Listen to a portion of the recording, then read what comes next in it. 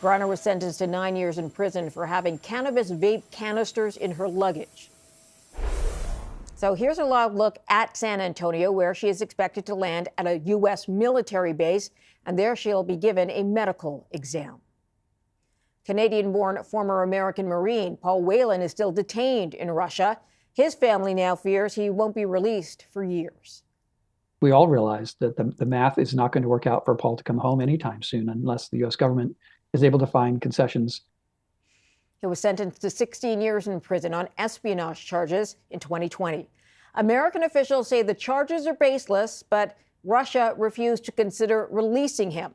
Now, CNN reached Whelan. He says he's pleased Griner's going home, but that more needs to be done to secure his release.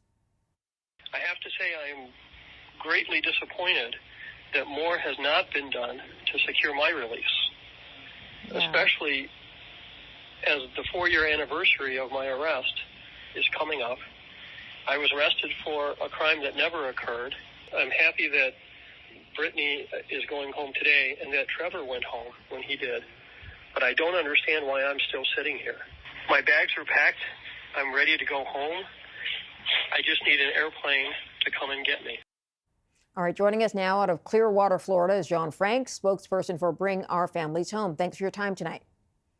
Thanks for having me. I imagine you don't get to celebrate the release of an American very often. What went through your mind when you found out that Brittney Garner was headed home? In fact, we've gotten to celebrate. Normally, you're right, but we've gotten to celebrate a number of releases recently. It's been nice. I am overjoyed for Brittney's family, for her wife, who advocated so powerfully for her.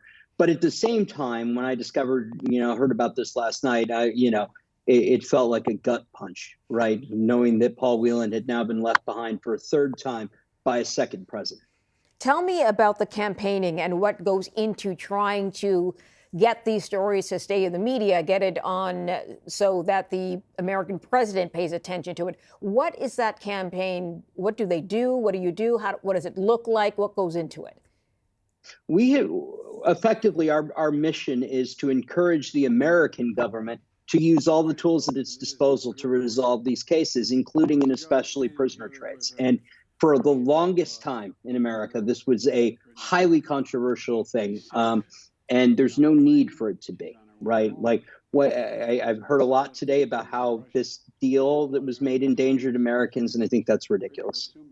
Okay, but some will question the parody of it when you have a noted arms dealer known as Merchant of Death being released, and Brittney Garner, who is facing, drug possession charges. There's a parody there that is lost, and some will question the release of a serious criminal like that.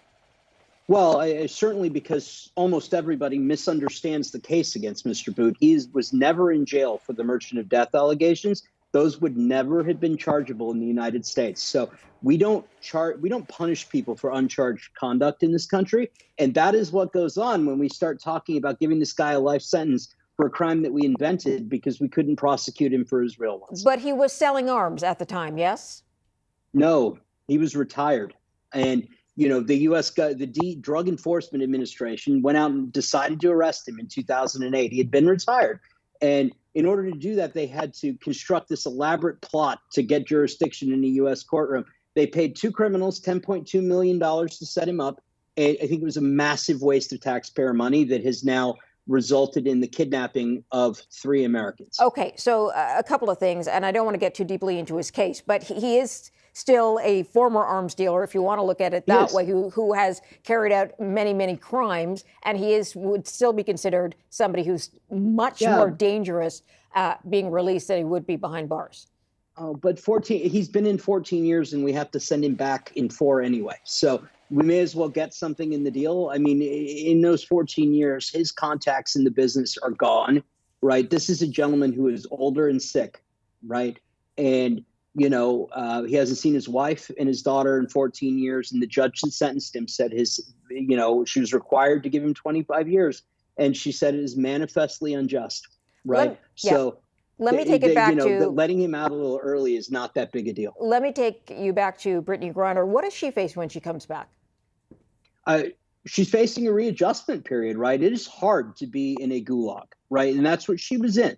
So she's going to have an adjustment period. I think she'll probably take some time, to just kind of settle back into having free will again. And but I imagine we will hear from her. And, given the impact she's already had on the issue of, Americans held hostage, and before she even got out of jail, I can't wait to see what she's going to do now that she has her voice back. Yeah, it'll be interesting to see if she does speak. I'm sure sometimes people are quite traumatized by the whole experience, and maybe they don't want to get in front of the camera.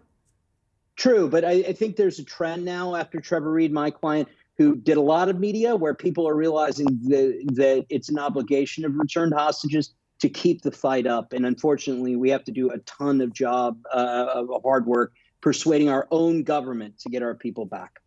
John Franks, appreciate you stopping in tonight. Thanks very much for joining us. Thanks for having me.